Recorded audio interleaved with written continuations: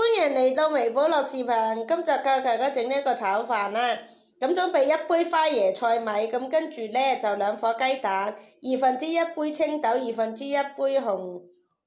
椒切丁，咁啊1/4杯洋葱切丁，2根青葱切碎，2湯匙橄欖油或者椰子油，1湯匙醬油。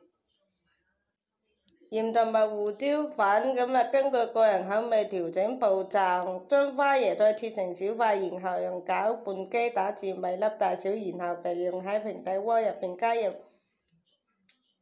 1湯匙橄欖油，加入2顆雞蛋至全熟，然後盛起備用。喺同一平底鍋入邊加入另1湯匙橄欖油，放入洋葱丁炒香，然後加入紅椒同埋青豆翻炒約2到3分鐘，直到蔬菜變軟。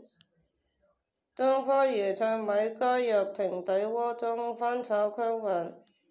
讓其加熱沖上約5分鐘。將炒好嘅雞蛋切成小塊，加入平底鍋入邊，然後根據喜好加入醬油、鹽同埋胡椒粉。攪拌均勻，在最後切上一啲切好嘅青葱，稍微攪拌即可盛出。大家記得點讚同埋關注我哋，多謝晒。